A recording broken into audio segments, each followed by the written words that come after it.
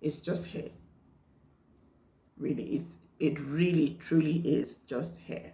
The beautiful thing about all of this is, for a child, for children, their hair grows with the speed of light.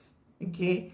So if you make a mistake, if you do something wrong, remember that you can always start again.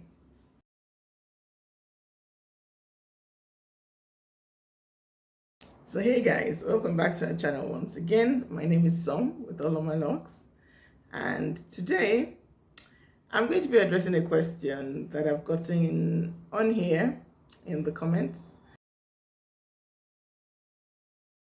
on some of our videos, as well as in real life. So to those who had asked me in the comments, I want to say a big thank you for the suggestion. So let's get right into the video. So as you probably already have seen on the screen, the question is, what is the best time to lock your daughter's hair or your child's hair? The answer is, it depends. Okay. And before you don't kill me, don't shoot the messenger. Okay. I'm going to explain why I say that. First things first, one thing you're going to have to understand is that there is no one size fits all. Okay. We are all as different as, the fingers on one hand. So your child is different, you are different, your circumstances are different. I mean, if for the same human being, our circumstances change from year to year, depending on, where we find ourselves in our lives. Okay. What I'm going to do is to answer this question based on my own personal experience with my daughter's hair, as well as a bunch of people who I've observed over time on social media and in real life. Okay.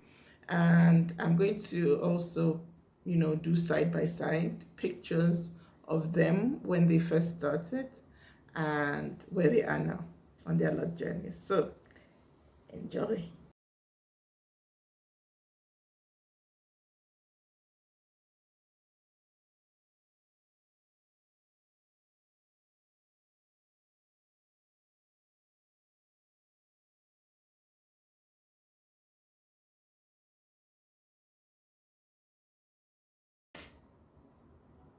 So welcome back. I hope you enjoyed those pictures or the picture slides as much as I did.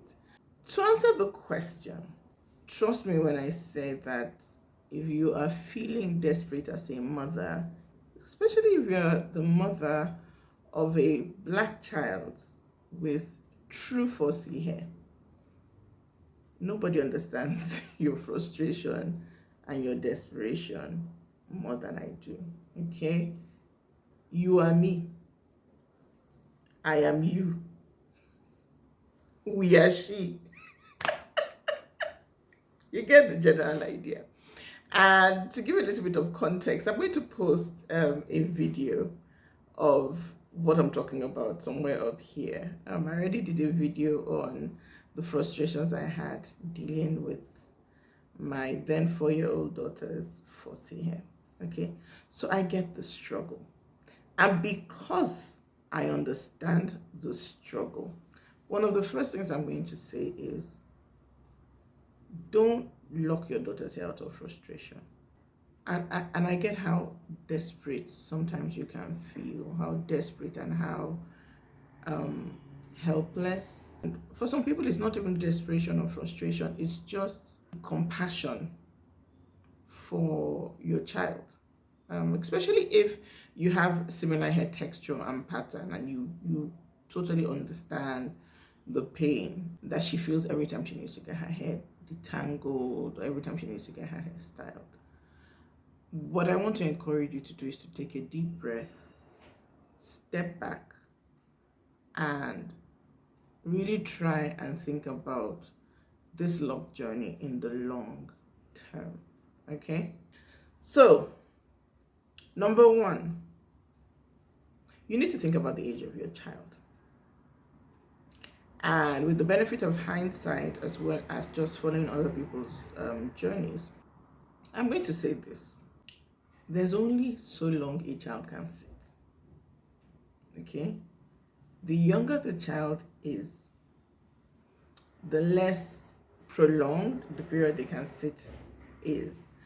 And if what you're going for is tiny locks, and when I say tiny locks, I'm talking about locks from at least 200 and upwards, um, it takes a long time to install those kind of locks. Okay, right now most people are choosing tiny locks because, one, it is trending, because two, people seem to prefer the aesthetic over traditional size locks.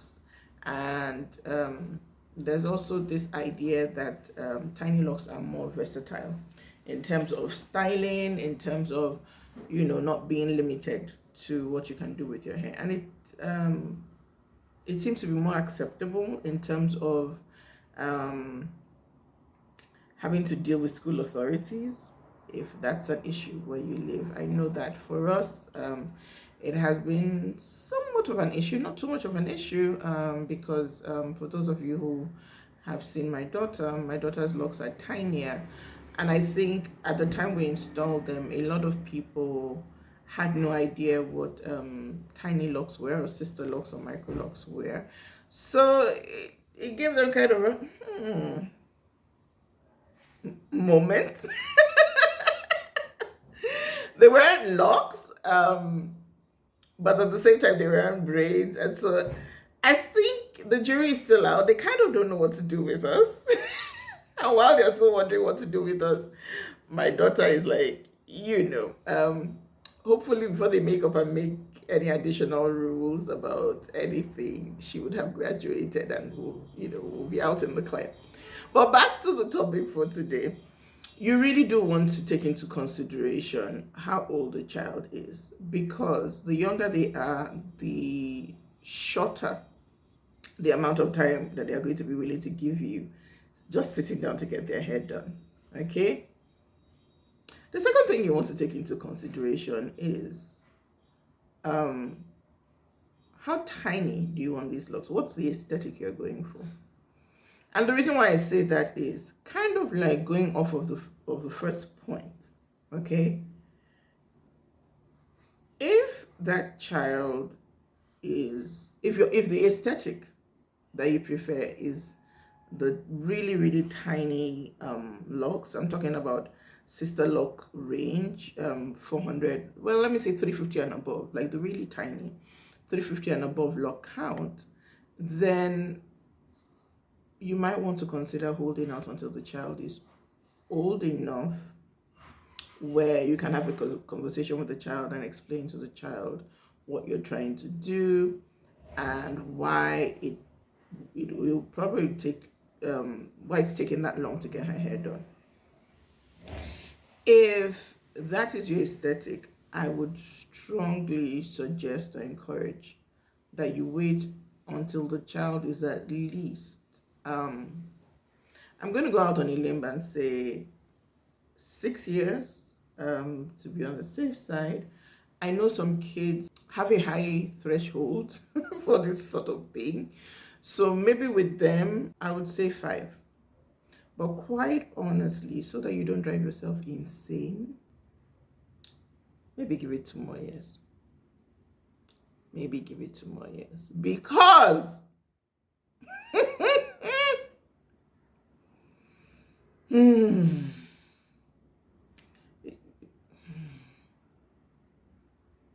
ask yourself if he or she has enough emotional maturity or the personality where they can sit to get their hair done for a protracted period of time. And I'm not just talking about the initial installation, okay? You really need to think about this holistically. So not just the initial installation, but also for maintenance, okay? Because the hair will have to be maintained depending on what schedule you decide to go on. Whether you're going to be doing this every 6 weeks, whether you're going to be doing this every 10 weeks. But remember that the smaller your locks are, the more frequently you're going to have to do your maintenance. So these are all the things to put into consideration. Like I said, with the benefit of hindsight, I would have waited till she was 6 years old. I definitely would have waited till she was 6 years old. I didn't wait. So it ended up taking 5 weeks to install her hair, partly because of her age, and also partly because I overshot my goal. Okay. But even if we had ended up with the number she currently has, she has between 350 to 400 currently because we combined her locks. It still would have taken at least 3 weeks, which is a long time, even for an adult. These are all the things to ask. Do you have the time? If you don't have the time, is this something that you're willing to pay for? Keep it in mind that most locticians charge with time. And so is this something that you can afford right now to pay for a child? Okay, let alone. And if you're not willing to pay for it, or if you can't afford to pay for it right now, do you have the time to not only install the locks, the time it's going to take to install locks on your child in such a way that it doesn't become this traumatic, agonizing, horrible experience for both of you? These are all the things to keep in mind. The third thing I'm going to mention is if you're looking to install locks on your child, on your young child, or let me say anybody whose head or brain is still at a point where it's actively growing. Something to keep in mind is as your child grows, their head is going to grow, their scalp is going to grow. And what that means is that if you do a lock style that involves a very complicated or complex or intricate grid on the scalp, understand that grid, the likelihood that the grid is going to change somewhat as the child's head gets bigger is pretty high. Okay, so those are all things to keep in mind. Not to say that you can't do it, because I mean, obviously, I did it for my daughter, and here we are. Just keep in mind, especially if you're not the one doing this and you are paying to have this done, you need to bear in mind that with time, as a child grows, as her head grows bigger, as her scalp changes with time, that it's not a question of might, there definitely will be changes to that grid. Okay, so if you are more of the type A personality, this is a good thing to keep in mind so that you don't freak out or you don't start feeling like you didn't get your money's worth or that it was a waste of time. I have found in my own experience that the places that change, let's say where her grid has changed, is along a line that divides the scalp from one ear to the other one, and then she's gotten additional locks in the back of her head at the nape in her kitchen, and then she's also getting additional locks in the front. But most of the changes have been in the front and at the back, with very slight changes along, like I said, along the line that divides her head from ear to ear. Okay, for these ones, what I did was to because the lock started expanding at the base. Okay, and so what I did was to divide the lock into two. Most locticians would know how to do that. It's not that big of a deal. All right, but I say all this to say that you should be prepared to, be a bit flexible. Don't freak out about the grid. It's not going to throw the grid off completely, but if you're a perfectionist, I'm just saying this so that it doesn't come as a shock to you. The advantage of getting your child's locks earlier is they get to pass through the awkward phase, which would be like the first 2.5 years, as quickly as possible, so that by the time they do get to the age where children, begin to express their opinions to each other, maybe in a not so nice manner, or by the time they get to the age where they actually care about what their peers think, they've already passed through the awkward phase. They have a little bit more hang time. The locks are not as frizzy, and they've kind of come into their own, so to speak. Okay, that is one big advantage that you might have getting your child's locks, let me say between the ages 4, 5, 6. Okay, so that by the time the child is like 9, 10, they're already well into their mature phase. All right, and the locks have really come into their own. One thing I'm going to say though is I tend to see in real life now, that a lot of people who get tiny locks for their kids when they are younger, obviously for all the reasons I've talked about previously, tend to make them more medium sized. Okay, so I find that, for example, if there are 3 daughters or 2 daughters in the family, right, the older one tends to get more locks, for obvious reasons. She can sit longer. And then the younger ones, probably because they're trying to rush through the installation process, tend to get fewer locks. Not that there's anything wrong with that, but these are all the things that it will be good to keep in mind. Because if your aesthetic, or if the child's aesthetic is leaning more towards tinier locks, and I'm talking like 350 and above, then keep in mind that you might want to budget a bit more time. When you talk about locking children's hair, there is no such thing as going it, not with micro locks. You can't do it in 24 hours. I'm even going to go out on a limb and say that you shouldn't even budget to do it in 48 hours. Okay, typically what we like to do at Unloma Locks is, if you're going to lock your child's hair, we'll tell you to budget 2 weeks.